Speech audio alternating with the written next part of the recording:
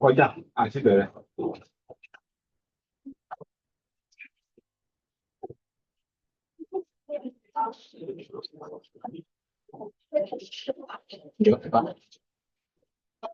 Fíjese.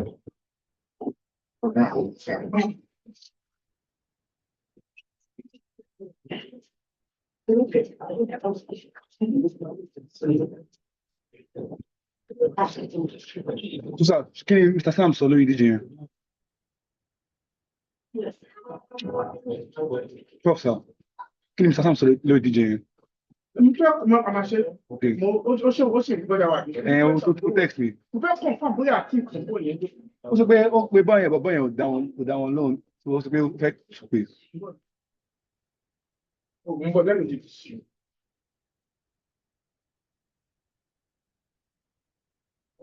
How much? Okay. But the region, the damage.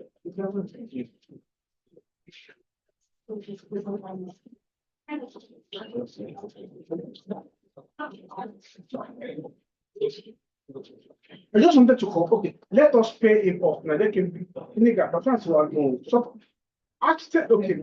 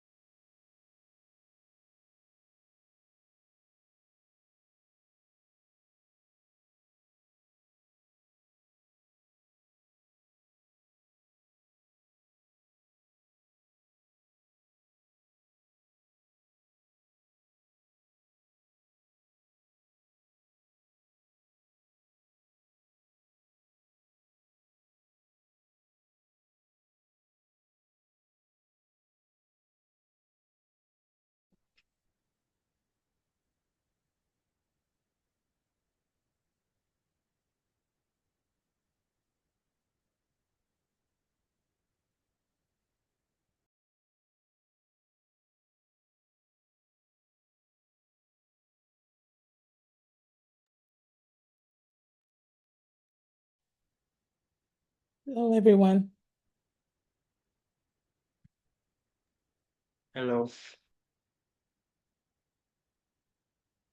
Toby, Titi, can you hear us clearly? Okay.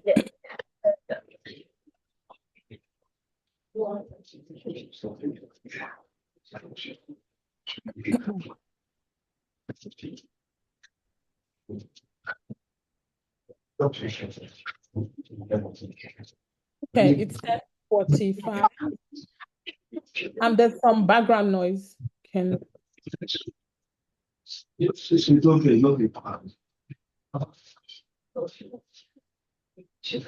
Okay.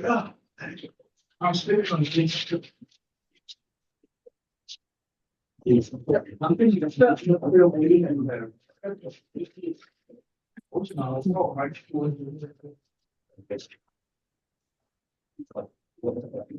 Can you hear me? Yeah, I can hear you. Yeah, maybe they should mute, and then when you're done, then if they have to say something, they can unmute themselves. Okay. Can you hear us from here?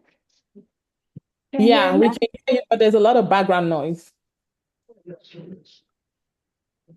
Can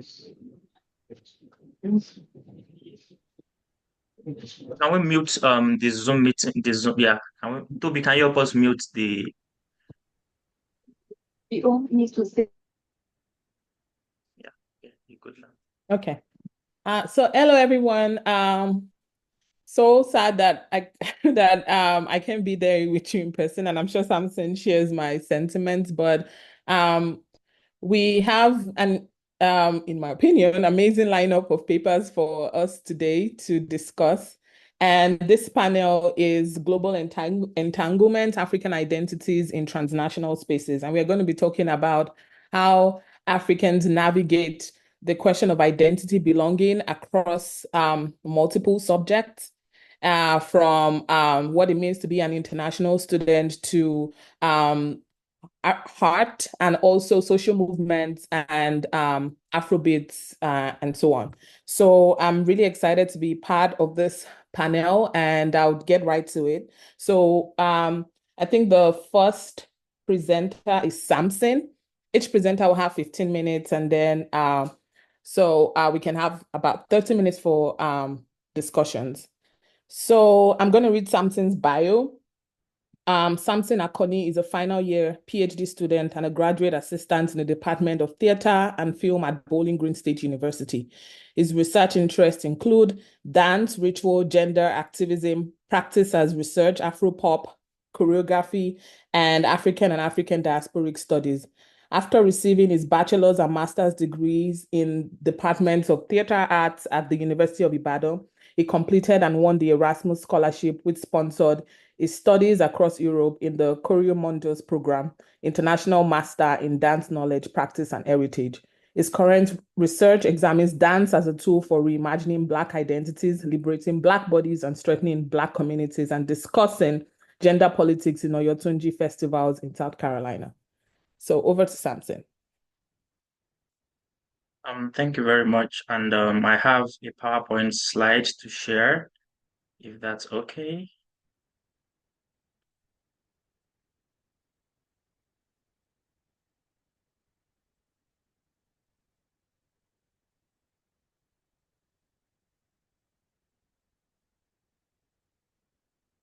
I hope everyone can see this.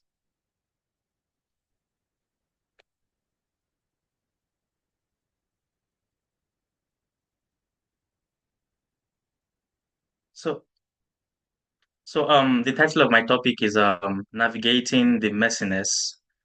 Oh God, no. So it's navigate neither here nor there, navigating the messiness of identity through Freedom Confined. Freedom Confined is a production that I staged here in the United States, and I can get into the details of that as we move on. So a little bit about the production itself. The Freedom Confined, simply put, is the Yorubalization of the oxymoron confined freedom. It is an hour solo performance that combines storytelling, movement exploration, and multimedia to show man's limitation in society. I, who is the performer, carefully selected memories from my past to contend that freedom is merely a mirage that we struggle with in the world of the living, dead, and the unborn. And at the center of this piece, which is my performance, is the Yoruba concept of ere, which is play or performance, which motivates me to disrupt hegemonic norms and standards while opening spaces for dialogues. In this performance, we also see how my body engages with gaze, discomfort, and most importantly, freedom in confinement. And I have although it is an hour performance, I have like a 3 minute snippet of the actual performance before I actually go into how I combine or how I navigate practice and research. And so this is a video. Abẹ́rẹ́ àlọ́, kọ́nà ogun ó tó dí o. A ò ní dé bá wọn, a ò ní dé bá wọn. Ẹni bá ẹni a máa dé o. Bánú sọ, má bènìyàn sọ. Bánú sọ, má bènìyàn sọ.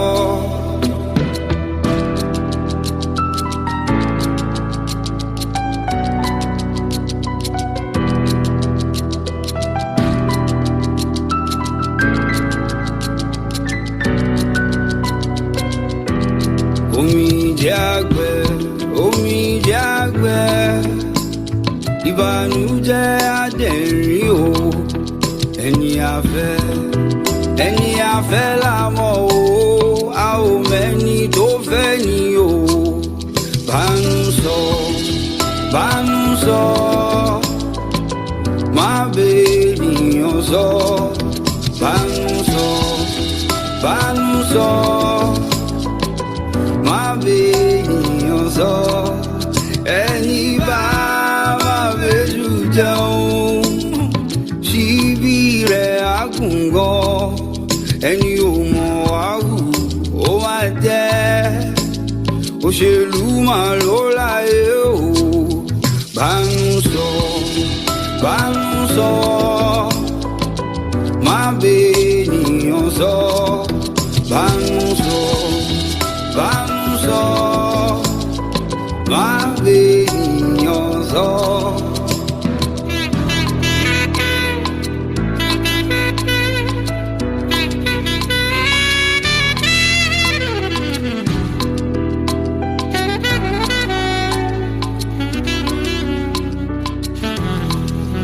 Ẹ̀yin ará ẹ wá gbọ́ o. Ọ̀rọ̀ kan ṣe hùrùhùrù nínú yìí.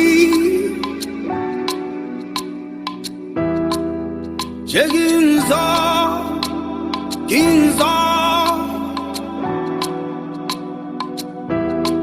Má bánú sọ. Mo ní bènìyàn sọ. Bánú sọ, má bènìyàn sọ. Bánú sọ, má bènìyàn sọ.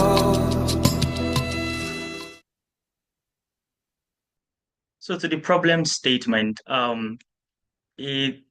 my identity and the space that I have found myself in is something that I've always battled with for more than 6 years. So all of this go back to 6 years. When I was back in Nigeria as a student, as an undergrad, before I actually got into the university, I was a dance practitioner. I was performing on the street, attending several shows. And so when I went into the academic space, I felt a little sense of loss, like because in the academic space, there wasn't as much performance as I used to have. So it was more about studying. So I found myself having that gap of being not fully in the academic space because because I had that practice experience and not necessarily fully being in the practice space because I was currently studying. And that was a gap that I have navigating navigating my life as a dance practitioner and as an academic. So that happened back as an undergrad. It happened also when I was a master's student back in in the University of Ibadan, Nigeria. And then that actually spurred me, or that actually motivated me to want to push beyond these boundaries, this gap, me feeling neither here nor there. Because even after my master's, I went into the professional world and I saw that I couldn't really integrate myself as I used to anymore because of my academic knowledge and my background as a theater artist.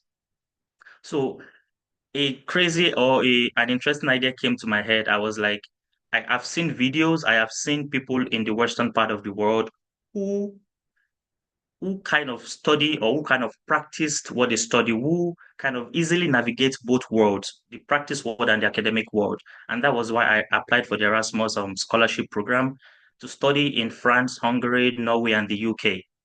But when I got to Europe for my second master's degree, I realized that I had similar problem, which was still the fact that I couldn't really feel like I belonged fully in a particular space because there was that gap.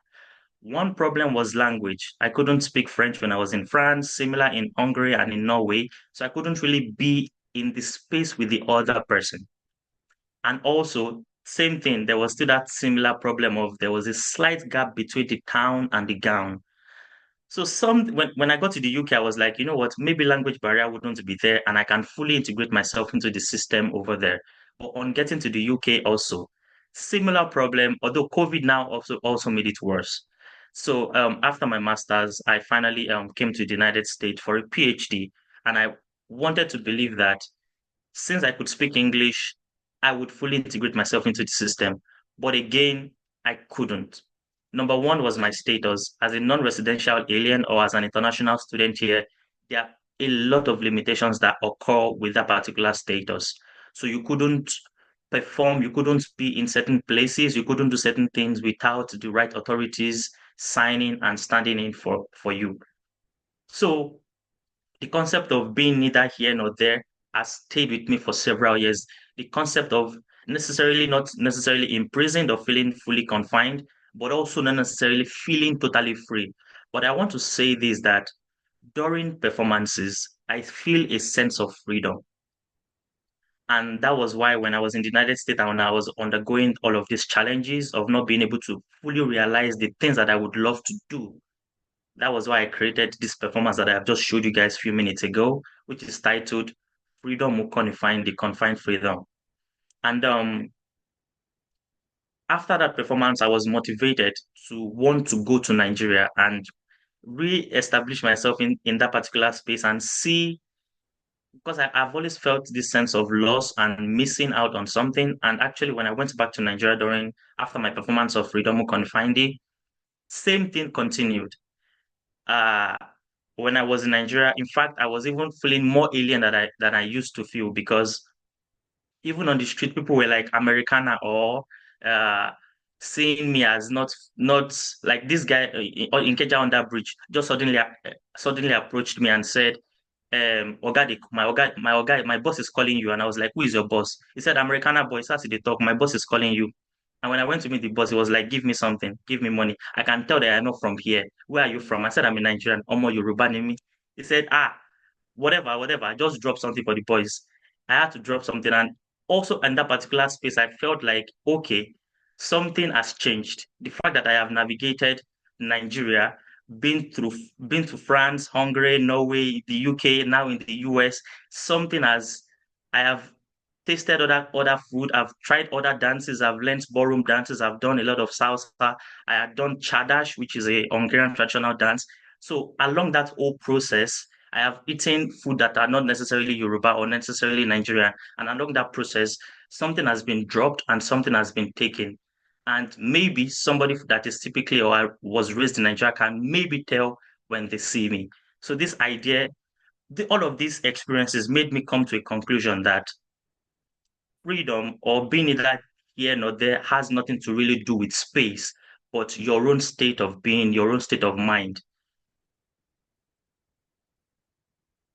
And then they brought these questions to my mind because number one is in what ways can we bridge these gaps, this gap of academia, town and gown, this gap of foreign and home, not being able to fully be with the other wherever you are, this gap of language barrier. And the simple answer to that question, which is quite complex also, is performance. Performance is a way to establish yourself in a particular space. Performance is a way to make the foreign become home. Performance is something that bridges language. When you see somebody dancing, you understand, you listen, you see. You don't necessarily need to understand the person's language before you can tell that they are probably performing or dancing or doing something. Also, I think of my performance as a minoritarian performance, which I'm going to define next, and in what ways can we experience freedom, which I already kind of answered. One of the ways is through performance. To define what the minoritarian performance is, I first of all described what a majoritarian implies. Majoritarian implies a privileged relationship to power, often resulting in a domination of descendant or minor classes. The proletariat, the people of color, indigenous people, myself included, poors, women, trans people, etc. Then minoritarian performance, on the other hand, becomes a way of sustaining life. You're not feeling like you belong to a particular place. You create performance to sustain life that is still living, as well as lives that have already been lost. Sometimes minoritarian performance is about freedom. Here in the United States, I was feeling some sort of confinement, unable to do certain things, and my performance was my way of saying what is in my mind, of my way of controlling time within the performance, of my way of doing what I wanted, creating something that is me in a different space. But much of the time, it is simply about survival, because being outside of your usual space, some things actually happen. Things like imposter syndrome, feeling depressed, missing home, homesickness, etc. So performance also helps you to create that space where you can really belong and really live in. And we need the latter to get to the former. Um, all through while I was creating my work, imagination was something that really key for me, and that was how I draw in Waitasha Womack's Afrofuturism, which is a way of imagining possible futures through Black cultural lens. But our work is kind of limited or often linked to the diaspora, to Black people, and that's why also I was looking into Nnedi Okorafor's African futurism, which actually centers African aesthetics in within technology, imagination, and all of those. And if you saw my performance, you can definitely see that sense of Africanness. I also thought of Ninja Graves' diasporic spidering, which basically is saying that identity is not static, it is constantly moving, and it is not something that can be trapped in space, especially in terms of Black identity. So I am thinking about myself in relation to freedom, and performance being my way of achieving that freedom, performance being my way of reasserting my own identity, and freedom being a state of being. Freedom has nothing to really do with space. You can be wherever in the world and still feel confined, but your state of mind is what is key when it comes to freedom. And I decided to talk about how freedom has been colonized, absorbed, stolen, made something to actually be bought, something to be paid for. That's freedom for Black people is something which they cannot want, especially those of us descended from the children of slaves, blah, blah, blah, blah, blah. And it has been made a commodity.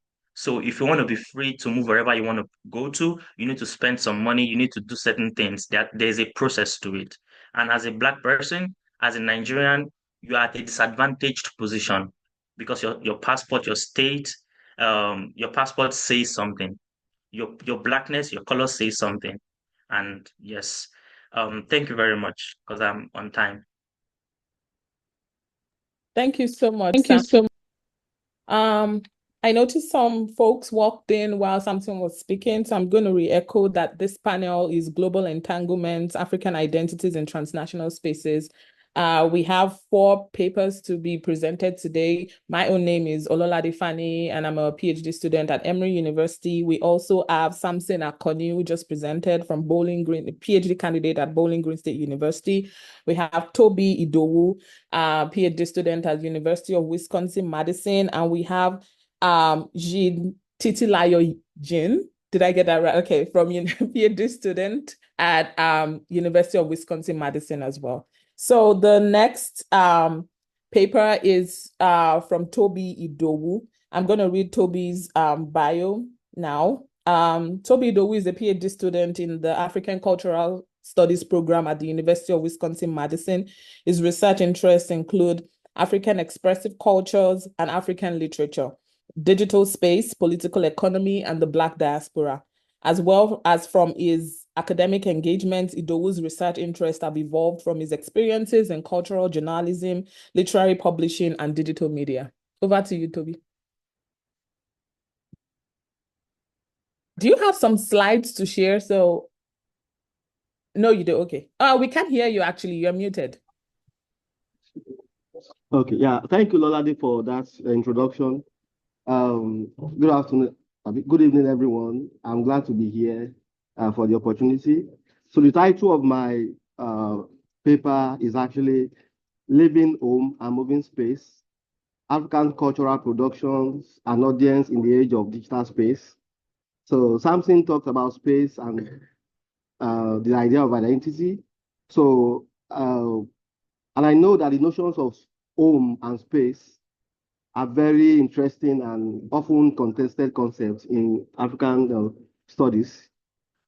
But for this panel, I have 2 questions that I want to explore in this presentation regarding those concepts. So the first one that I'm going to be asking is to ask, how does the relationship between the ubiquity of digital social media and burgeoning diaspora affect the rise of cultural products? And the second question that I will be posing is to explore how notions of home and other affective variables imagined and shared by the relationship. So in other words, I'm trying to look at how do we read home and space within the context of the relationship between social media and the diaspora. So these 2 questions underline my interest in the global rise of African cultural production. And because for this panel, because of time, I'll be paying keen attention to the rise of Afrobeat and its positioning as a transnational culture. And because I'm looking at Afrobeat, so 2 particular events on the night of the 2024 Grammys actually interest me. So these 2 events actually generated buzz on the African social media space. African netizens engage in transnational repartee concerning those 2 events. So one of them is actually when the South African singer Tyler, who sang Water, so it edged out 5 Nigerian artists, including Burna Boy, Davido Ashake, to win the newly created Grammy Awards category for African music. So apart from the fact that that particular win for Tyler, it reignited the usual banter in the African diaspora space, and also Africa, especially amongst South Africans, among Ghanaians, and every other African.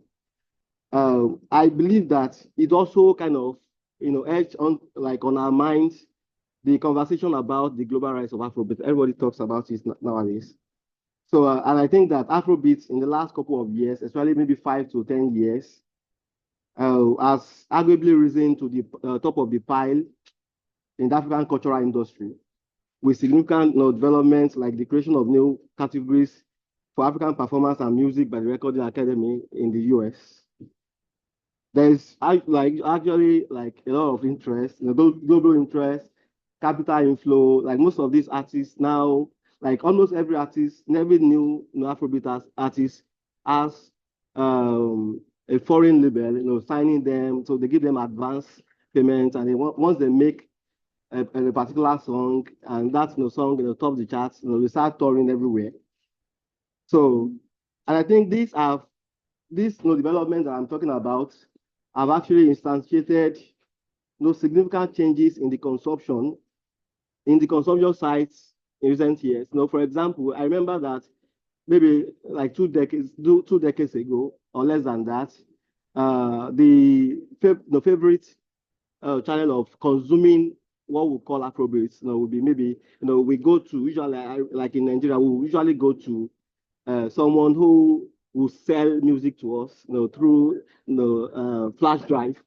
But now the source, the way we consume it now is through usually the internet. We sign up for different music streaming platform. So, and I believe that digital media has enabled linkages between cultural products like Afrobeats and even Nollywood that has been worked on, and social media networks, which have allowed especially young audiences to engage in a new form of consumer-producer relationships. So, but the other significant event, because I mentioned the first one, which was Tyler's win, is that on that very night of the Grammy Award, arguably the biggest Afrobeat performer right now, Burna Boy, is contested anyways, performed live at the main stage of Grammy. It was the first for an Afrobeat artist, Afrobeat with an S. So, and we've seen, apart from Burna Boy, we've seen other Afrobeat stars like Wizkid, Davido, and the like, even Asake, performing like at the biggest global stage. For example, Davido performed at I think World Cup final and so on and so forth. So one thing that I've noticed that you might as well have noticed, so is this catchphrase Afrobeat to the world, so which actually position is as a transcontinental culture. So, and I believe, when we talk about Afrobeat, it's not as if it's like the first such, cultural product from Africa that has actually enjoyed global resonance. It is not. But one of the things that have aided Afrobeat's rise is actually digital media, which I'm very interested in. Because digital media has actually, shaped and shifted cultural artifact production, distribution, and consumption. Now, my interest with digital media and diaspora now comes with the fact that digital media has enabled Afrobeat to be consumed real time around the world, which has now created what we can refer to as an emerging community. So my idea of the emerging community, which obviously comes from Benedict Anderson, is slightly different because this emerging community is not bounded nor limited by nation, unlike how Anderson postulates it. So the emerging community of Afrobeat and other such, even Nollywood, for example, transcend a fixed locale and nation, and it allows diaspora to come into the fore. So in other words, due to digital media and other vectors of globalization, African popular cultural forms like expressive art like Afrobeat can transcend national boundaries and can also meet other affiliations shared by African diaspora, whether on the continent or elsewhere. Now, during that Burna Boy's performance, one of the things that I noticed is that the immediacy of digital media allows for people to virtually participate. We had the vicarious experience of that thing. People were there, but also those of us that were not at that venue, we could also experience it. We could also talk through the avenue of social media. We could also talk about it, make strong opinions about it, and so on and so forth. We could also say that for even Tyler's win, that's back and forth, show how digital media sort of bridge what used to be that gulf between those on the continent and those outside of it. So, and another very key concept to my understanding of this particular field of endeavor is Sisi Jaji's Pan-Africanism, Pan-African imaginary. That she explains that the Pan-African imaginary inscribes an attachment to the African continent for those outside of it. According to Daji, Pan-Africanism designates an eclectic set of ephemeral cultural movements and currents, ranging from popular to elite forms, in contradiction to the more formal organizations comprising capital P. So, like, there's a difference between that Pan-Africanism with lowercase p, which I'm referring to, which I borrowed from Daji, and the political one, that Pan-Africanism, that is usually written with the capital letter P. So this Pan-Africanism that I'm talking about signifies aesthetics and cultural forms that move across the African diaspora, and in the past, just like Jaji explore in her work, it has engendered transnational consciousness. Especially, it was very useful during the independence movement. The current of songs, from different parts of the world, from the Caribbean, to Africa and the like. But I'm departing slightly from it. I'm going to get there. So now, very key to the idea of Pan-Africanism that Daji explore is the idea of diaspora. And some of the there are different ways that people look at diaspora. So like the classical one is the idea of people forced away from their own land, but they still retain some attachment to it. And there are other ways to look at it. Some scholars like Atma and Paul Giro, for example, they question the idea of home because home was very essential to the first one. So Paul Giro, Sadia Atman, they kind of question home. And in some of the readings, even the idea of Africa as a home to be desired for those outside of it is a bit, it's questioned. And at best, Africa is blacking out, removed. And so they would, for this reading of diaspora, so one of the things that they would do is to actually blacken out Africa to traces and other effective relationships. So Africa is no longer very central to the idea of diaspora in that sense. So however, for my reading, and this is how I depart slightly from Jaji's reading. So I'm beginning to look at recent migration from Africa, like let's say in the last maybe 2 decades. We now know about Japan and everything. So so we start that has resulted in asking us question about home. So and I have this question to ask about it. That one of the questions that we can ask is, what was the popularity of contemporary African popular culture like Afrobeat? The popularity of it among African diaspora. I know, for a fact that it's very popular among African diaspora, and even transnational in the West. So what does it say about the enduring draw of home in the imagination of the diaspora? Because what constitutes home is increasingly fluid. So we can think of Pan-African imaginary as a way to help fill that void of home. So instead of looking at Africa as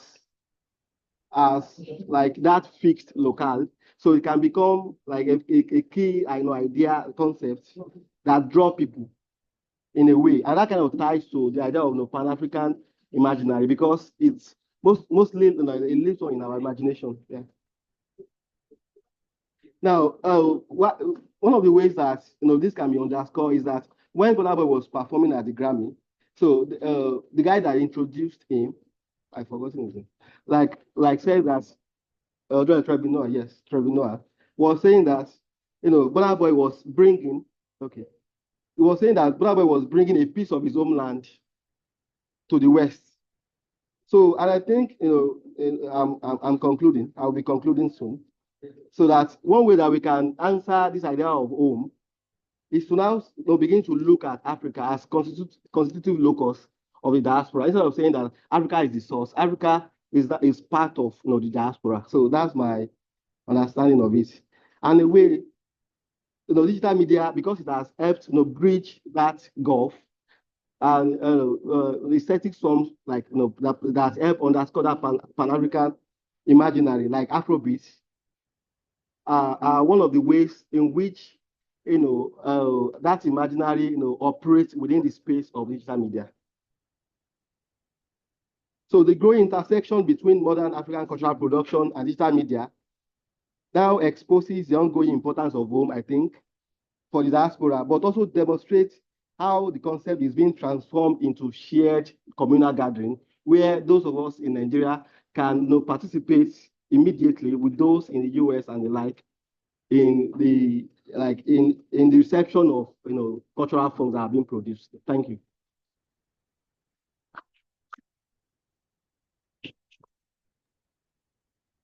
Okay, thank you so much, Toby. So we're going to go on to the next paper, which is mine paper, unless Titi wants to go first. You can go first. Okay. Samson, over to you. You can go first. Okay. Yes, I'm here, and just give me 1 second because I have to do her the honors of introducing her.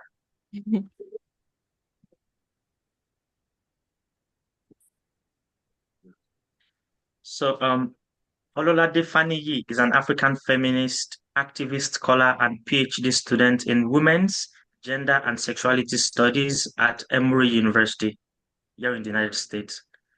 Her graduate research employs a feminist data lens and participatory digital ethnography to the study of Nigerian feminist, queer social political activism, African feminist digital cultures, political communication, and digital humanities.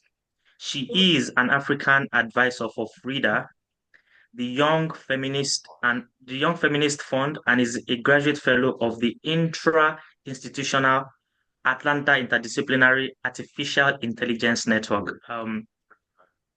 Thank you very much. Yeah.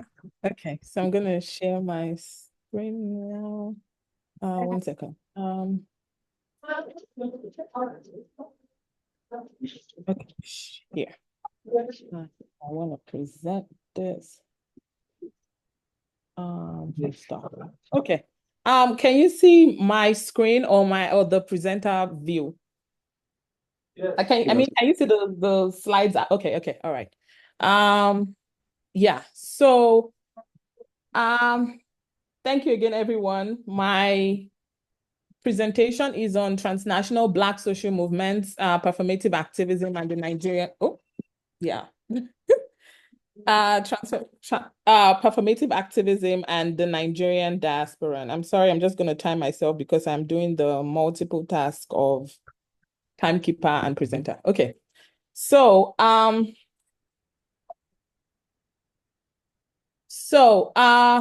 just going to start by giving a definition of what diaspora and transnational identity means. And I had the privilege to be taught by Shenayo Olalua, who is a foremost Nigerian scholar in diaspora and transnational studies. And so our classes were filled with this discussion that I felt was very integral to how I was conceiving my thoughts in this paper. So diaspora implies a longer separation, an historical separation and generational distance. And in Olaoluwa's words, he says, it is by the time we establish a case of intergenerational passage of time that we begin to see a case of diaspora. Now, what makes transnationalism different is that it involves more recent migrants and people who maintain active connections, people like me, people like Toby, people like Samson, despite his identity crisis. And that fluid movement between our country of origin and our current host countries or our new homes and so on. And so there's this analogy that he gave. Someone who left 10 years ago, every time his community needs to appoint a chief or a king, they still say, please, let's consult him. Such a person is not quite diaspora. He's actually living a transnational lives whereby he straddles two or more nations. So I connected a lot with how Professor Paul Zeleza talks about like Afro descent construction. And I would subsequently tie this to the dilemma between what is Black social movements and how Nigerian transnationals and Nigerian diasporas feel like they're not Nigerian enough to speak about certain social movements, but are Black enough to speak about certain social movements. So I'm just giving a sort of preliminary discussion to that. So since the 15th century, there's been a four-tiered categorization of Afro descent construction, and these have been critical for how we engage the physical lived experience, the political and ideological reality, like the belonging and cultural affiliations for Afro-descended people within specific geographies and geopolitical boundaries. And so for biology, when you're in a space with a Black American or a Black European, just if we don't open our mouths, by biology, by our phenotype, we all look the same. Space, dispersion, memory, how far can you remember? How far can you remember by talking to your grandmother and so on and so forth? And representation, how are we perceived? How are Afro-descended people perceived, and how do they represent themselves? So funny that Toby was discussing imagined communities, because I had I retooled Anderson's concept of imagined communities to talk about an imagined diaspora. So it was talking about imagined communities in that nations are imagined. I mean, we all say we're Nigerians, but how many Nigerians are you going to meet in your life? You know, but we all have this mental image of a shared communion. How many, I'm an African woman of Yoruba descent, how many Yoruba people am I going to meet in my life? But I know that if I meet someone who is Yoruba, who is perhaps Ijebu Yoruba, I am SRK Yoruba, who's perhaps Ijebu Yoruba or Oyo Yoruba, there's this sense of Omoiyaness that is familiar. And so that creates this mental image of our communion, even though we would never meet everybody. And so it's an imagined construction. So I was thinking of this in the concept of imagined diaspora, where there's a geographically dispersed community. And I got this picture from this website, US Nigeria, where they talked about the dispersion of Nigerians in the diaspora. The imagined diaspora denotes geographically dispersed communities that imagine themselves through a shared African origin. Now, there are people who do not necessarily share that, who call themselves American descendants of slavery, in that they sever that tie, to their African origin. Then a shared sense of cultural heritage, a sense of displacement, transcending national borders, and maintain through shared identity, communication networks, and collective identity. Now, what Wisdom Tete talks about the diaspora of the internet bridges this gap, in that digital technology is used to maintain connections, form coalitions, and engage in shared causes across geographies. And that's why in Nigeria, we could have Say Her Name Nigeria that connected directly to Kimberly Crenshaw's Say Her Name, because of like the similarities between gendered experiences of police brutality affecting Nigerian women. And in that context, I was thinking about Nigerian Twitter as a digital ecosystem and imagined geography of Nigerian homelanded and diasporic users and transnational users across multiple and often competing ethnic and ideological publics, who generate Nigerian socio-political, cultural content, and whose exchanges either remain rooted in Nigerian cultural specificity or speak to the global.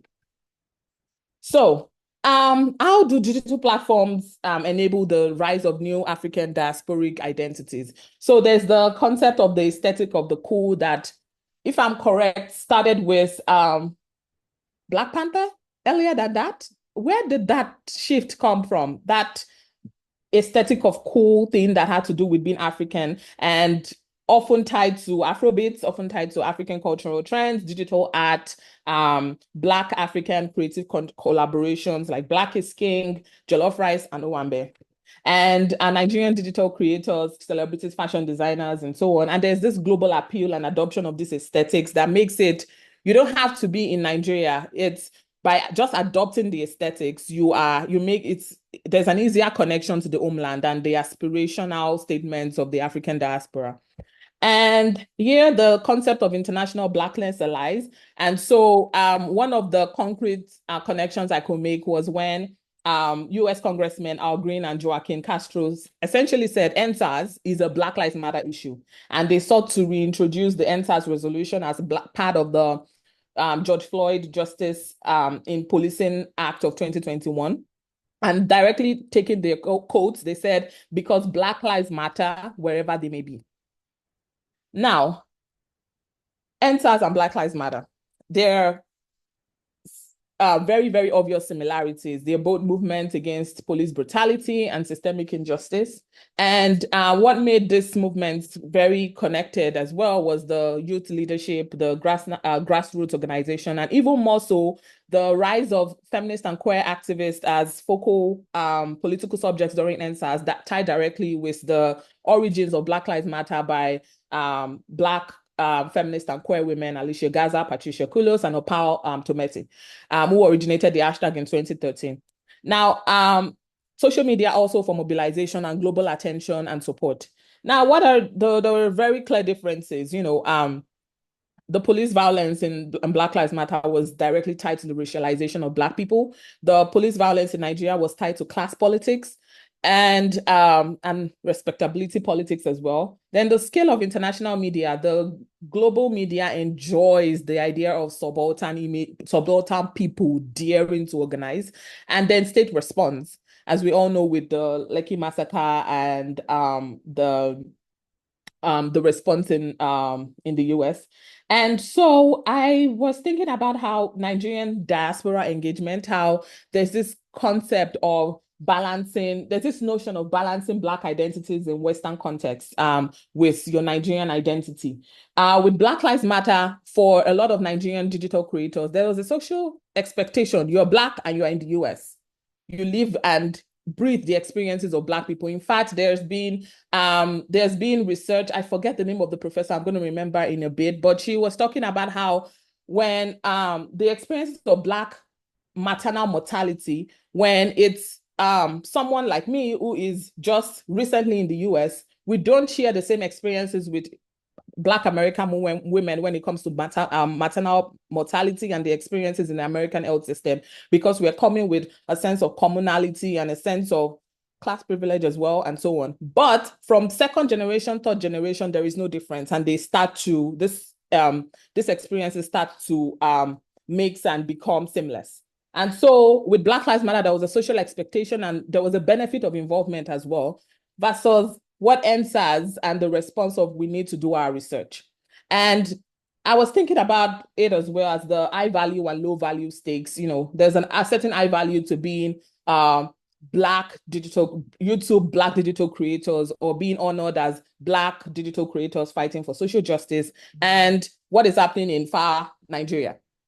And there's also the concept of perfunctory engagement versus commodification, where we saw with the Black squares and what that meant for performative activism versus what we had with Sorosuke candles and fashion collections. And so what the movement that was commodified mostly was the low value stake movement. And so I have a set of pictures here that connect directly with the concept of Sorosuke. How did Sorosuke become a rallying cry for the movement? It emerged from the Sorosuke became a rallying call for speak up, you know, drawn from that Yoruba Nollywood actress. And when you look at these pictures, the direct contrast between Nigerians holding up Sorosuke, or wearing a face mask with Sorosuke, and then the Sorosuke candles, and then the Sorosuke fashion collection, there is a stark difference about how Sorosuke was tied to the lived experiences and the pain and the trauma of Nigerians versus the commercialization and the branding of Sorosuke by Nigerian transnationals. So I was thinking about the spectrum of diaspora and engagement when it comes to social movements, and I had a sort of what would you call it, like a progression. So there is an inherent disconnection, and I'll talk about two differences. So this work directly comes from the my thesis on NSAS and my interactions with transnational activists or transnational people generally on what the movement meant to them. And I saw this stark difference, and it was a chapter at the end of my thesis, and I knew I just had to speak more about it. And so I had the privilege of speaking with Barbara Abiye, who is a biracial Austrian Nigerian woman, and she creates this Instagram account, now defunct, but she was committed to raising awareness about anti-racism, social justice, empowerment, and Nigeria. Our dad is Nigerian, and our mom is Austrian. And in contrast to someone like Ijeoma Kola, who is an historian and a historian of race and medicine, a digital content creator, and a champion for Black women's health, education, and empowerment. So there's this sort of spectrum, disconnection, cultural disconnection, third world kid, engaged diaspora, and active transnational activism. And I'm going to explain what I mean in a few seconds. So for Ijeoma Kola, she was one of the creators, along with people like Runkeraji and so on, that people spoke about during NSAS. People called out for not speaking about the movement and for not being Nigerian enough and using Nigerian as an aesthetics until it became time to speak for Nigerians. And so she made a blog post that I was trying not to expose them to. I debated putting the slides, but I chose not to. So the contrast between speaking about Nigeria as a footnote behind a well-curated social media aesthetic. And now that I think about it, I should have put it because this is this is an intimate group. Anyways, so she talked about the challenges in engaging authentically with homeland issues like NSAS due to identity struggles. She is a Nigerian American who currently lives in Kenya.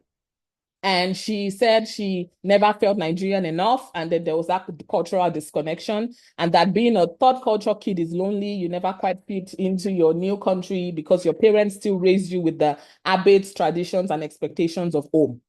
And in contrast, when speaking with Barbara talked about, I've spoken about how she created this Instagram page. And Barbara has been committed as soon as she came into our critical awareness of who she was, especially in Europe. She was very committed to talking about the homeland. She was very committed to talking about what was happening in Nigeria. She was very committed to bridging our activism in a way that connects Austria to our Nigerian roots. She had a deep emotional connection to the movement. And she talked about how during the movement, they were protesting at the Nigerian embassy in Austria, protected only by masks, disinfectants, and distance. And she talked about how, she said, there were feature stories on NSAS in German newspapers that went viral. People think it was because of the hashtags. No, it wasn't because of the hashtags. It was because of the intentional and trusted networks of Nigerian activists in Europe. For instance, she reached out to a connect in a German newspaper and told him, you have to talk about this about this movement happening in Nigeria. And so on social media, what was happening, this trusted networks and these intentional interventions that were happening beyond hashtags were because of the active transnational engagement of people like Barbara. And so this contrast between this disconnected experience, this disconnected third world kid experience, and the active experience in Barbara's case. So I was thinking also about the concept of spectacle diffusions and transnational and extractive value, where for Nigerian transnationals, they appear and disappear between the loops of international Blackness. And the processes that made this movement revolutionary for Black Americans on the one hand, or Nigerians on the one hand, they don't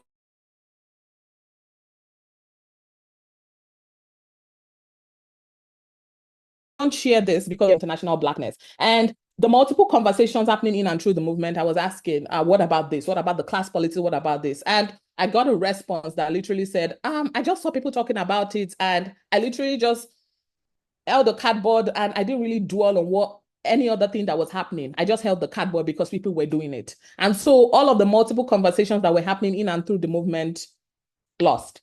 And the concept of also, I talked about the social media curated presentation of diasporic identity. And I was thinking, why spectacle? Yes.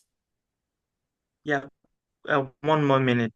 Okay. Why the spectacled self-formations for Nigerian diasporans is this desire for connection with the homeland, this pressure for cultural authenticity, a genuine passion for social justice, personal branding, and career advancement. These are all possible possibilities. And then also, what can we read in this this dilemma between balancing their multiple identities. How can the utility of spectacled formations versus speaking with and sustaining platforms that actually amplify the actual experiences of activists with the contextual knowledge and lived experience? And I just wanted to end this with the thoughts of we should all be Barbara.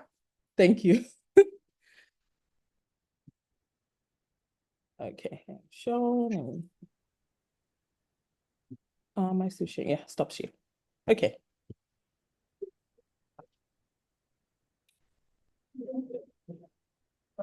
Should I present? So I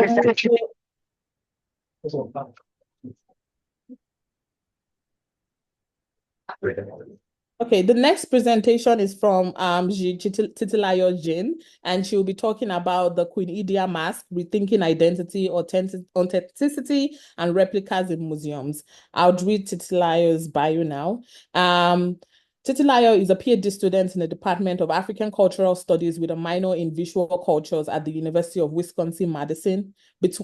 Before joining ACS at UW-Madison, she earned an MA in African Literature and Culture from Peking University and a BA in Chinese Language and Literature from Beijing Normal University in China. Our research interests encompass museum studies, festivals, and visual cultures in Africa. Our PhD dissertation will examine the role of African museums in advancing decolonial efforts. Over to you, Titi. Thank you, Olade. Can you hear me from now? I'm speaking on the stage. Okay, good. Okay, good afternoon, everyone. Thank you all for coming, and thank you for those who are joining us online. My Chinese name is Jingxi, or Xijing, but I usually go by my Yoruba name, Titilayo.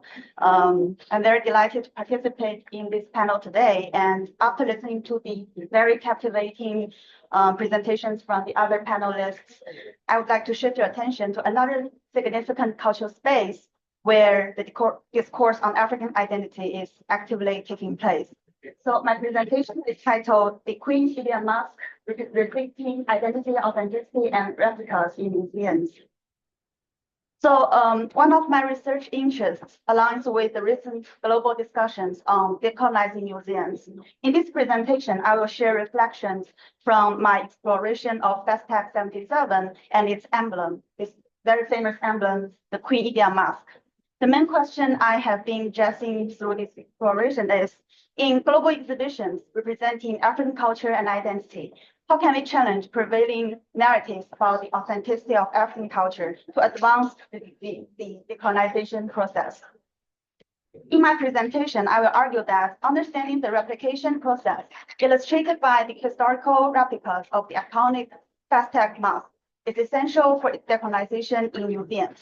This approach questions the traditional emphasis on original artifacts and encourages a dialogue that transcends conventional notions of cultural authenticity. By critically engaging, examining, and presenting the history of replicas and their replication, we may contribute to the reinterpretation and democratization of cultural narratives, thereby playing a crucial role in the decolonization process. This slide showcases 5 ivory masks from Benin, each depicting Yoruba Idia, the queen mother of Oba Esige, who ruled the Benin Kingdom in the early 16th century. Many of you may already be familiar with these images, especially the first one, which is housed in the British Museum. These artifacts, along with over 2,500 other sacred sculptures, were forcibly taken by a British expeditionary force in February 1897 and then dispersed among various Western museums. My presentation today does not primarily focus on the masks held in Western museums, which are well protected to prevent their return to Africa, being considered fragile originals. Instead, I want to direct your attention to the history of replication of the Queen Idia mask, which I believe raises equally interesting and urgent questions about the nature of authenticity and cultural identity. So in the 1970s, the Nigerian government offered the British Museum $3 million in rental fees to temporarily lease the Queen Idia mask for display in Nigeria during the upcoming FestTech 77, but the request was denied. During the negotiations concerning the return of the mask for FestTech, one proposal emerged that April Iyo, the then Nigerian Director of Federal Department of Antiquities, considered highly insulting, which is instead of returning the actual object, the Nigerian government would receive a replica. This idea, originally put forward by the Board of Trustees of the British Museum, was quickly adopted by the UK Foreign and Commonwealth Office. This condescending proposal was undoubtedly met with a cold reception by the Nigerian side. Dominique Malaquet and Cedric Vincent, their 2021 article provides a deep exploration of this historical episode. So what we know from that article is that while the British were considering the advantages and disadvantages of crafting their replica and ultimately created one 5 months after FESTAC, the FESTAC organizers decided to commission African artists, Nigerian artists, to create a replica of the mask. Unlike the recent replica made by the British Museum, the Nigerian version was crafted based on a photograph from a postcard issued by the British Museum. As the postcard provided only a frontal view, the artists were unable to accurately replicate the details of the sides or the backs of the original artifact, but they were able to restore what had been damaged to its popular. So, in their article, replicate this into the FESTAC loop.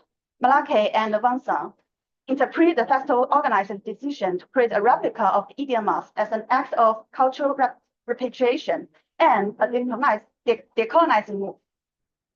They say the Nigerian replica was intended to repair, not only in the sense of fixing, but also in the sense of return. The Foreign and Commonwealth Office and the British Museum perceived the return of the pendant in the form of a replica as a straightforward substitution, whereas the Nigerian authorities envisioned it differently. Rather than a simple one-for-one replacement, they opted for restoration through multiplicity. During FESTAC 77, the image of this replica was widely reproduced across various items, including books, bags, jewelry, posters, t-shirts, television broadcasts, and graffiti. Considering that FESTAC 77 was one of the largest transnational cultural and political events in the history of colonization, featuring over 17,000 participants from as many as 59 countries, the replica became a potent symbol celebrating Nigerian and the broader global Black culture identity.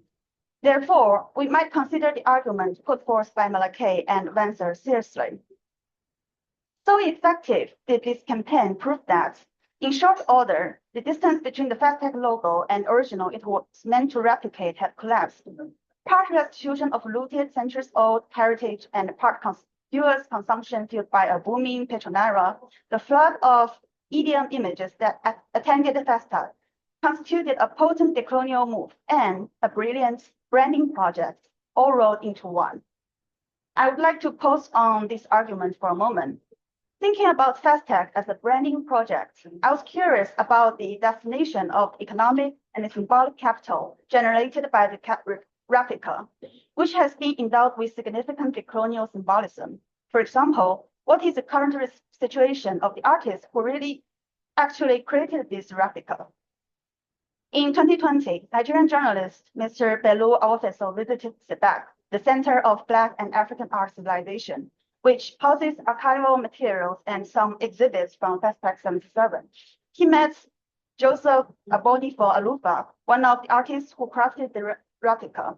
Abonifo revealed that in 1977, at age 28, he was commissioned to carve the mask as a national service, but was never compensated.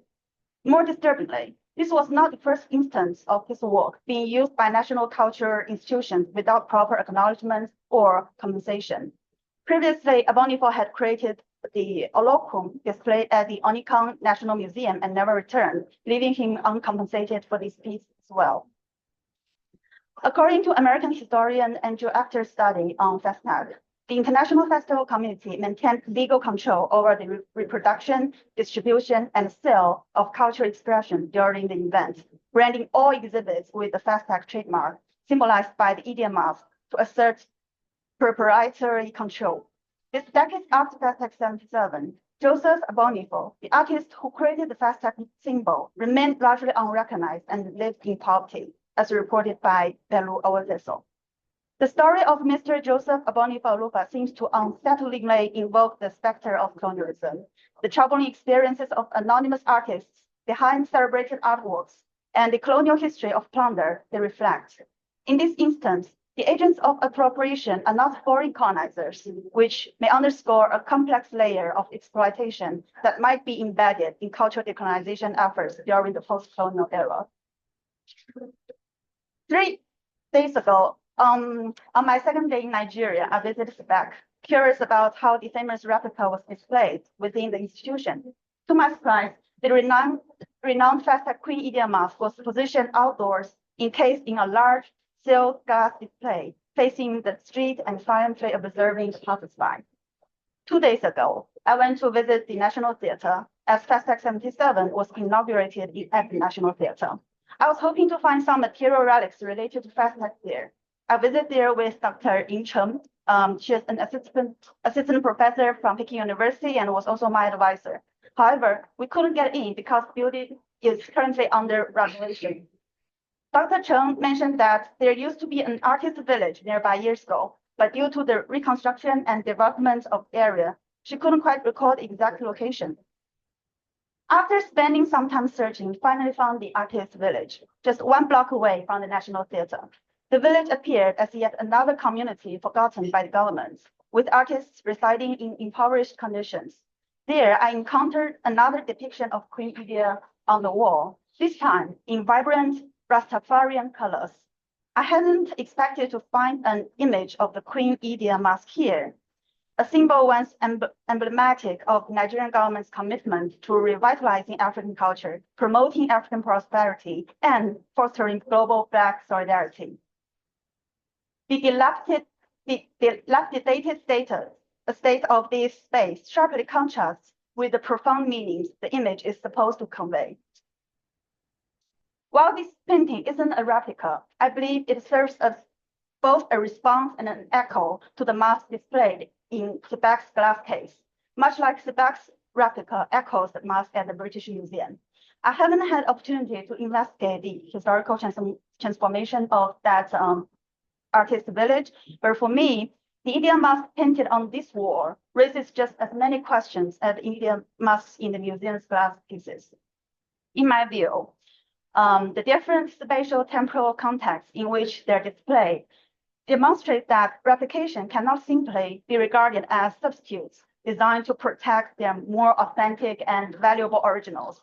Instead, engaging with the history of replication should stimulate critical discussions on issues such as state control and ownership, cultural authenticity, and cultural hegemony. Museums have long been served as brokers of knowledge and power, a role steeped in a complex history. The legitimacy of museum exhibits in Africa provokes particularly pointed questions regarding which communities they ought to serve and represent, and in what manner. As we examine the histories of the Queen Idia mask, the original and its replicas resonate as echoes of a complex transnational past. These masks, across various historical moments and geographic contexts, have served or implied different narratives that demonstrate how culture or items symbolizing culture are not fixed in identity or value. Using the Queen Idia mask as a case study, I advocate for a more critical understanding of the replication process for museum objects. Engaging with replicas may create a space for dialogue that transcends the originals and the cultural authenticity they are presumed to embody. This approach involves exploring the historical relationship between the originals and their various doubles, and examining the power dynamics that shape this interaction. Thank you.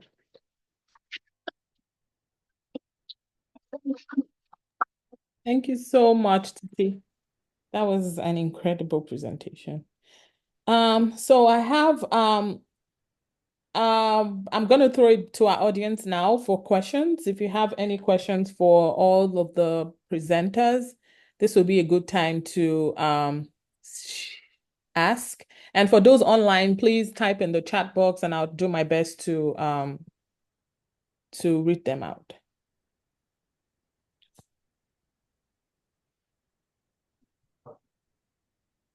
Any questions?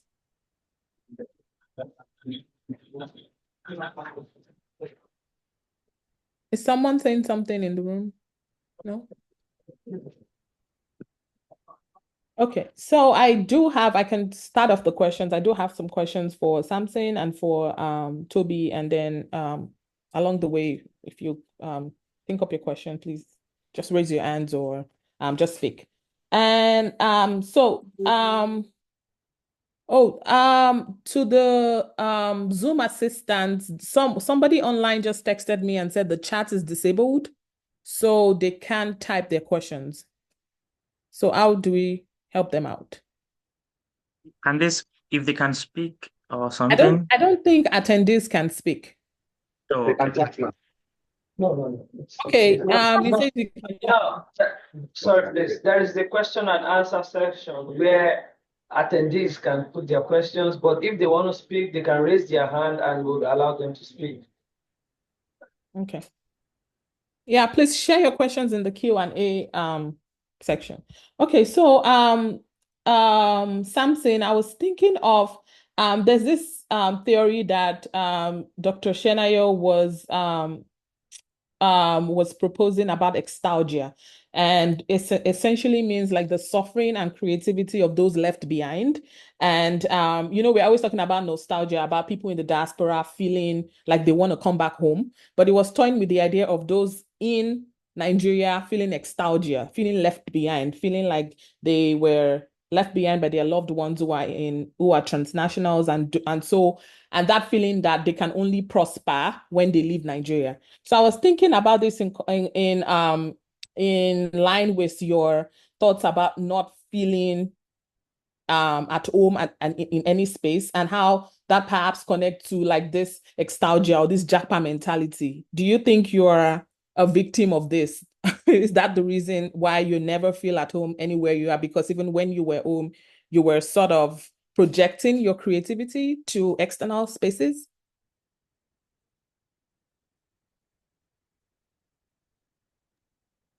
Thank you very much for the question. And I will start by saying that no place like home.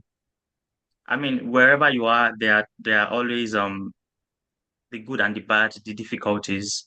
Um, uh, when I was home, yes, it's something that we share in the theater world. There's always that question of when you go to the industry, they're always saying, "Hey, don't bring those English jargons, don't bring those esquilos, don't bring those theories here." In Kotaba, wait with us, make you do now, make you do. There's that concept of practice. There's that concept of doing, less talking. And then when you go into the academic space, what is championed, of course, is the talking. And I would also say that what I noticed back in Nigeria was that the people in the academic, in terms of theater and dance, did not really respect those practitioners, and the practitioners themselves do not really trust the people in academia. So the problem was quite different. It was this fact that I am a practitioner, as shown in my video, and I'm also an academic, as shown by my history of doing 2 masters and everything. So the problem was like I could neither fit fully in one space. I needed a space where I could integrate both and thrive successfully in Nigeria, but I couldn't have that. And that was one of the things that spurred me or motivated me to want to further my studies outside of Nigeria. But getting outside of Nigeria, it was another kind of gap. It was the question of, this is not your country. You are Black. Your Blackness comes with some sort of, there's a way you are viewed. You can't speak the language, your accent sets you apart, certain things set you apart. So I would say that when it comes to this, your question about nostalgia and nostalgia, it's people. Yes, I agree. People at home feel that nostalgia, and I feel that nostalgia sometimes, especially when I am craving certain food, certain culture, certain things that I see on social media. So, Toby rightfully said, but I don't know how to answer this question really. But I hope what I have shared kind of sheds more light, and somebody else can respond and further this conversation. Okay. Any question from the floor? Okay, please go. I think the room is muted. We can't hear on Zoom. You can speak up. Okay. I want to ask the entire room, how do we collectively or individually about the British Museum authorities not letting Nigerians or the Nigerian community even rent out our own artifact that was forcefully taken from us? How do we feel about that? Can I respond to that? I feel it's a question of how, right? And that also played out with a Bonifo guy who did the replica. Now Nigeria was willing to pay how many millions? $3 million. $3 million to. It's a lot of money. Exactly. So just to get it Okay. use and return. But the person who did the replica of it, because that person is us, we did not recognize the person. So in this whole narrative, I see the question of her and should I call it inferiority? Would that make sense? Yeah, so for me, I see it as appalling. I see that the Nigerian government did not in any way deserve the replica that guy did. Because first and foremost, that artifact belongs to us. Not working towards retrieving it shows their incapacity, shows their limitation as a country. And at the same time, not rewarding the artists that did the replica for them shows how we tend to neglect and undermine our own. That's what I think. Does everybody share the same perspective? I want to hear people speak. Right? I think everybody can speak. Right? Okay, so I said, how do we feel about the British Museum Authority not letting us not take back, rent out our own artifact that was forcefully taken from us? Just a particular one, not the entire collection, because we know they took a lot. That's just for the arts entirely. So how do we feel about it as members of the academic community, as art lovers, as individuals, as Nigerians in general? It's your question. So, What is your opinion? oh, I'm not happy about it, trust me. I just want to know. Don't respond. Okay, hello everybody. Well, as an historian, perspective of an historian, I believe we are meant to separate the issue. It has to be about research. So, increasing the accents have failed. Maybe can you translate the question that you had? Okay. Okay. Let's take away. I think emotion and passion can, they can blend in sometimes, it's not exclusive. Yeah, you can't remove emotion from passion. So it's kind of fusing the word faith. You can have also perspective for your team.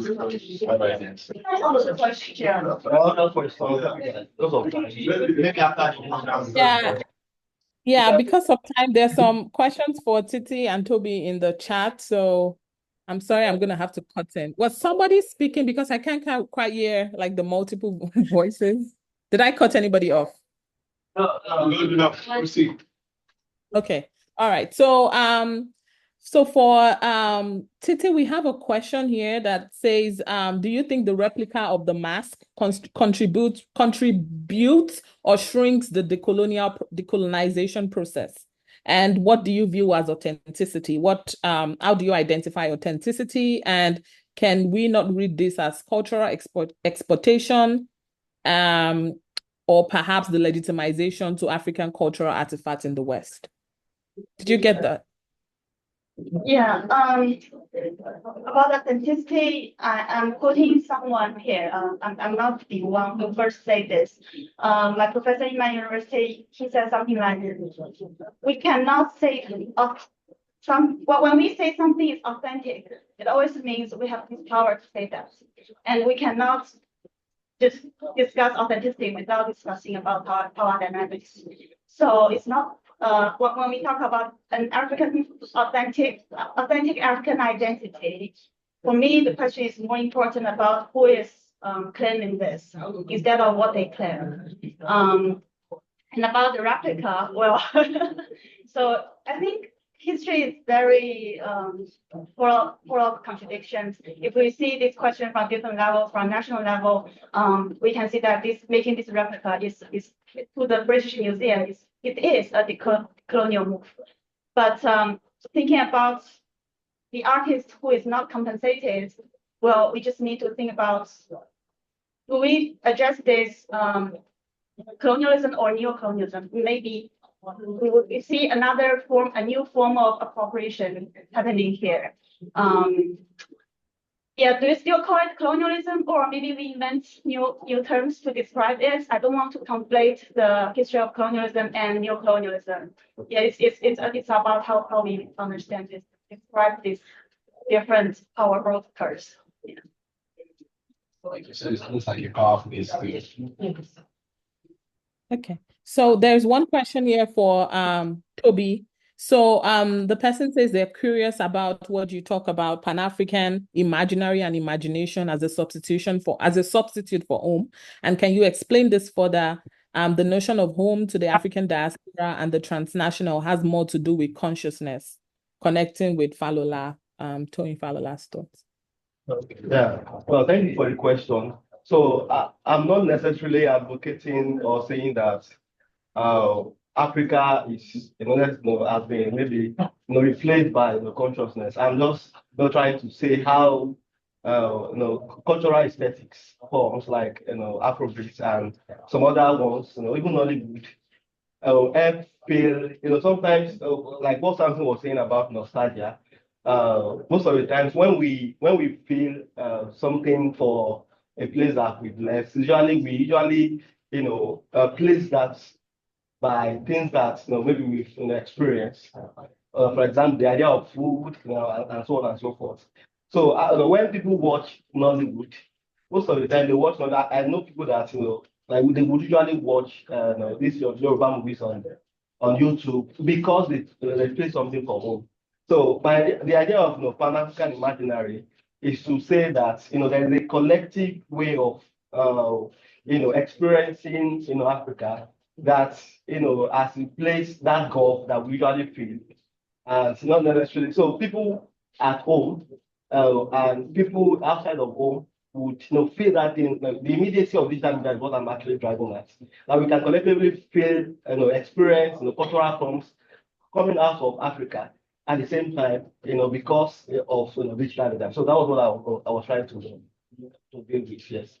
So the issue of consciousness is actually consciousness thing, because we can experience things directly or vicariously. So in a way, the consciousness does not really that consciousness does not preclude us from Africa. It's actually because of the bridge that we now have with digital social media. Everybody lives in that sort of bubbles. Okay, so I have one. Does anybody have a question on the floor, or should I read the one? Okay, please go. My question is directed, but it's not actually a question, but it's a proposal to you. Yeah, it's interesting. I love all your presentation. I'm glad that somebody presenting something that looks like a generation further than what I'm seeing here. I'm happy to be here. I think I'm not in the wrong place. My point is this. You talked of replicas. Yes. So this idea there. I have to be an historian and also a political scientist, both combined together. So coming from both ends. Now we are talking of return. And when you go to the different museums of the world, you see these different replicas. And at the end of the day, we might get up to 20 replicas. That's the truth. And they are talking of return. And of recent, they said some things were returned, and some people were happy about it. I just started laughing myself. Now, the process is this. Is it not possible that now that we are talking of return, what they are also giving us back again is a replica? That's a product for me. So that is a question for you for the present generation. You understand? So that's proposal. It's a proposal to you. think about it. Because I'm already thinking what they are also returning back. There are people are dancing about, especially in my own land, is also a replica. That's what I feel about it. That is the truth. Okay, we are running out of time, so I'm just going to ask that people make very, very short 30 seconds comments, questions. Please go. I just want to confirm what the last speaker just said. A similar issue was raised in another panel on like this before we go live. That how are we sure these things are original? It is not a duplicate that is just bringing, keeping the original reference. So this is another challenge. Something else.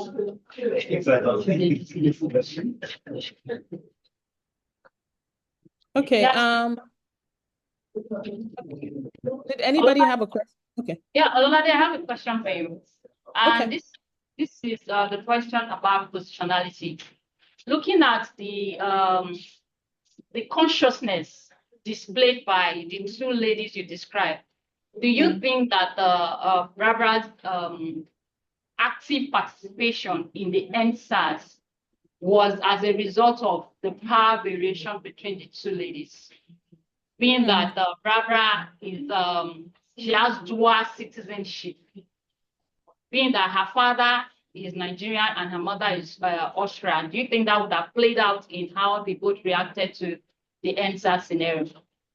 So what made these two scenarios so similar was that Barbara is a Nigerian Austrian and Ijeoma is a Nigerian American. So they were born in the US and in Austria. So they have the same experiences. In fact, Ijeoma is a scholar. She's an assistant professor in University of Notre Dame. And so she's a scholar of race. And so that was what made that so unique, that a scholar of race, when called out for not speaking about NSAS, said, oh, I'm a third culture kid and I'm never Nigerian enough. Compared to Barbara, who was also never Nigerian enough. And Barbara, in fact, I should have put pictures of both of them. Barbara looks more white passing than Ijeoma. You see Ijeoma, phenotypically, she looks black. Barbara looks very white passing if she wanted to, though she relies into our black aesthetics more. And so to see these two women from very similar experiences of being, of being disconnected from home, so to speak, connect to NSAS in this widely different ways, where one person is talking about disconnection and one person is making very active connection to speak about Nigeria. So their positionality are very similar. It's just that their approach to the movement was very different. Your positionality, actually, yours. Mine. Okay. So I am I'm a PhD student in the US. I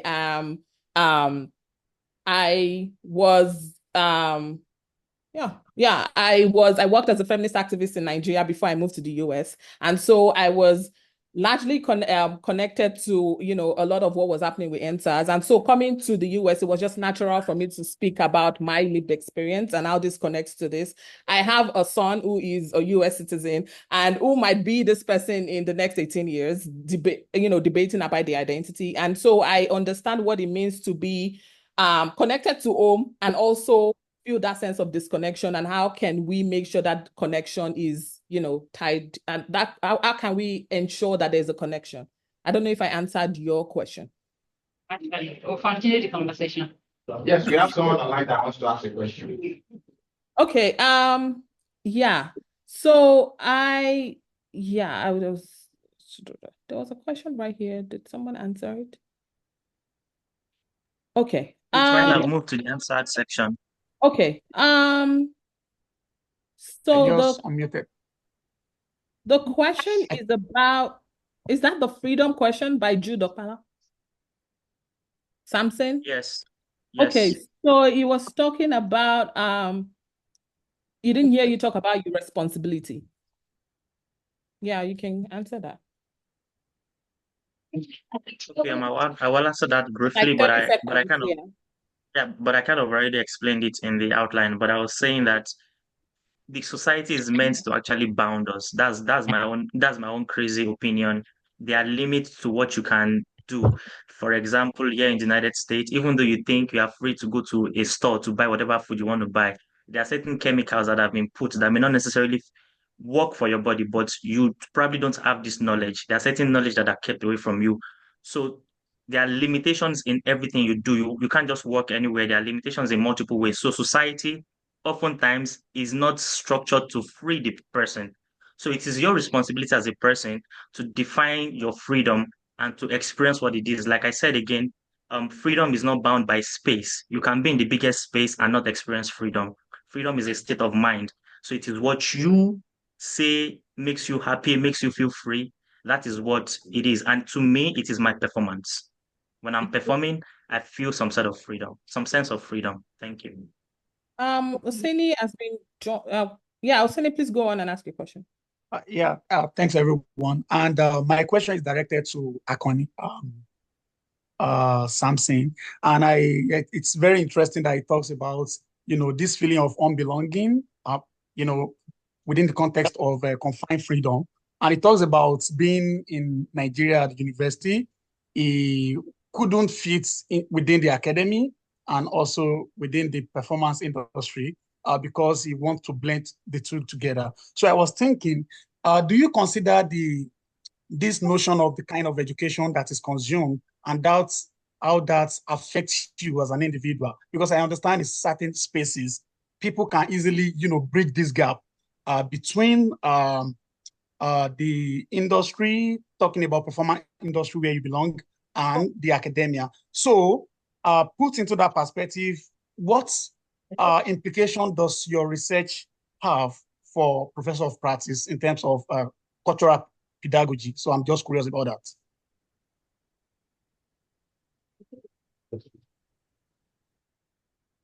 Okay, yeah, I will do my best to answer this question. So I have actually, as I continue to experience and continue to grow in both spaces, I have met people like Udu Sonikeku, Christopher Abdul Onibasa, sometimes Dayo Liadi, who are contemporary dancers who actually trained in Europe and then they went back to Africa and they keep on going back and forth. I have met some practitioners who actually navigate both worlds, where after their performance, they actually have the audience sit down and they discuss things that are scholarly and academic, and they go to festivals internationally. So there are those people that I at a point wanted to actually navigate towards, but then it's like I said again, it's hard to move between both worlds. So I stayed in academia because I think there was some sort of respect that comes with that. So my research right now is in Oyotunji, Oyotunji African Kingdom. Okay, I should round up. But my research right now is in Oyotunji African Kingdom. Oyotunji African Kingdom is a village here in the United States. They speak Yoruba language, they practice Yoruba religion, they do all of those things. And my research, even though I am coming from the academic world, I am going into a practice space. They are practicing. So I'm not limited by just sitting in the library and doing my research, but I am moving between those. And I hope that my research eventually bridges this gap in some way. That's my short answer. Thank you so much. They're going to be kicking us out in 1 minute. This was a lovely panel that could go on for 3 hours. Thank you so much for engaging, for listening, and for asking those insightful questions. Thank you so much to Toby, to Titi, to Samson, and myself. Thank you. Hopefully we see you next year. Bye-bye.